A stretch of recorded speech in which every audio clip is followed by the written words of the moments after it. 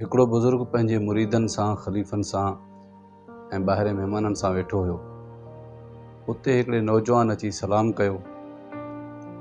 नौजवान भी बुज़ुर्ग सां कुझु मुख़ातिब थी चवणु चाहे पियो, पर घणी रश जे करे ख़ामोश थी दरवाज़े खां बीह रहियो। सोचई त हाणे ही माण्हू कुझु फ़ारिग़ थी वञनि त मां अकेले में बुज़ुर्ग सां मिलां ऐं उनखे पंहिंजी हक़ीक़त ॿुधायां।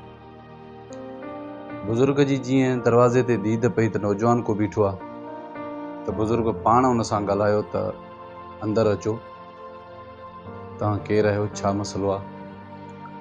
उन न चाहींदे बि पंहिंजी हक़ीक़त माण्हुनि जे अॻियां ॿुधाए छॾी। उन ॿुधायो त मां कॉलेज पढ़ंदो आहियां, शहर में मुंहिंजो कारोबार बि आहे, पर अक्सर मां नौजवान छोकिरियूं ॾिसी मुंहिंजी दीद उन्हनि ते बीहजी वेंदी आहे ऐं मुंहिंजी दीद उन्हनि खां हटंदी न आहे।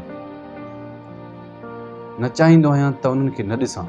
जॾहिं बि कंहिं औरत ते पवे त मुंहिंजी दीद उन ते बीहजी थी वञे। शर्मसार बि ॾाढो थींदो आहियां, मूंखे को हल ॿुधायो। बुज़ुर्ग उनखे वेहण लाइ चयो। बुज़ुर्ग पंहिंजे ख़लीफ़े खे चयो त घरां जग में खीर, हिकिड़ो जिस्त जो प्यालो ऐं हिकिड़ो लठ खणी अच। उहो ख़लीफ़ो वञी खणी आयो। बुज़ुर्ग नौजवान सां मुख़ातिब थी चयो त तुंहिंजे मसइले जो हल मां तोखे ॿुधायां थो बाद में, अॻ में ही मुंहिंजो नंढड़ो कमु आहे हिकिड़ो, उहो करे अच। उन चयो साईं ॿुधायो। छोकिरे खे प्यालो ऐं हथ ते जिस्त जो वॾो ॾेई हीअं ऐं पाण जग सां उन में खीर विधई।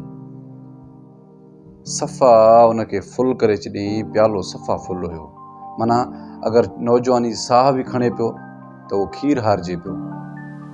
हाणे बुज़ुर्ग हिन खे चयो त ही खीर हिन रोड जे साम्हूं जेको दुकानु आहे इन ते पहुचाए ॾे, ऐं पर ही मूंसां लठ साण आहे, जे अगरि इहो खीर हारियो मां तोखे सज़ा तौरु लठ हणंदुसि। छोकिरो ॾाढो ख़ौफ़ज़दा हुयो। छोकिरे प्यालो हथ में झलियल आहे, हाणे आराम सां रोड जे हुन पास क्रॉस थो करे। वॾी रश आहे, बाज़ार आहे। हिकिड़े पासे बुज़ुर्ग जो आस्थानो हुयो, ॿिए पासे बाज़ार बि हुयो। आख़िर आराम सां हलंदो हलंदो हलंदो हलंदो हलंदो उन दुकान ते पहुतो। उन दुकानदार खे खीर ॾिनई। बुज़ुर्ग उन खां पुछियो त तो हिन रश में घणियूं औरतूं ॾिठियूं? उन चयोसीं मां त हिकु बि औरत न ॾिठी। चई छो? चई मूंखे ख़ौफ़ हुयो त मतां खीर हारिजे, तोसां लठ बि साण हुई त मतां माण्हुनि जे अॻियां मुंहिंजी बेइज़ती थिए, तव्हां मूंखे लठ हणो आहे, इन जे करे वठी आयुसि पंहिंजे आस्थाने ते। उते अची विहारे हिनखे सम्झाई, पुट हिते चंद माण्हू वेठा आहिनि, बाज़ार जा 5, 10, 50 माण्हू। इन जे साम्हूं तुंहिंजी बेइज़ती मतां थिए त तो खीर खे अहिड़े तरीक़े सां रोड जे हुन पासे खणी वञे जो तोखे पंहिंजी इज़त प्यारी हुई, पर तुंहिंजे ज़हन में इहा ॻाल्हि कॾहिं बि कोन वेठी त महशर जो जॾहिं मैदान थींदो, अलाह पाक जॾहिं उते सभिनी खे जीअरो कंदो ऐं तव्हांजा जॾहिं गुनाह ॻणिया वेंदा, तव्हांखे पंहिंजे गुनाहनि जी तफ़सील ॾिनी वेंदी, त छा तोखे उन महिल शर्मसारी न थींदी? तूं हिते चंद माण्हुनि जे करे, पंहिंजी इज़त बचाइण जे करे त तो कोशिशि कई त मां खीर खणी वञी रोड जे हुन पासे पहुचायां, मतां बुज़ुर्ग मूंखे लठ हणे, मुंहिंजी बेइज़ती थी पए।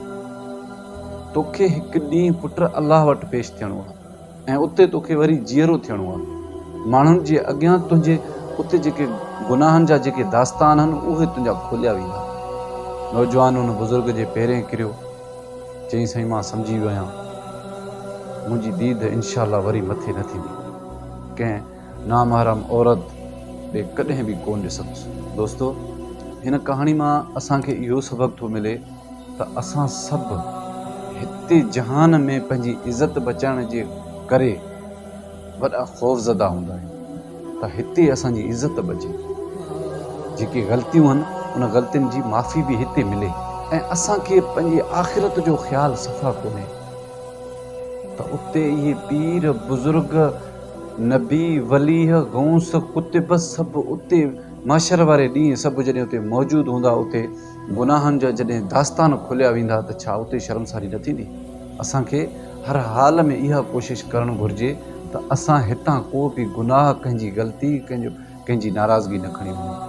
कोशिशि कयूं त हर दिलि खे राज़ी रखूं, पंहिंजे अखियुनि खे पाक रखूं, पंहिंजे कननि खे पाक रखूं, पंहिंजी ज़बान खे पाक रखूं, पंहिंजे कंहिंखे सज़ा ॾियण लाइ पंहिंजे हथनि खे पाक रखूं।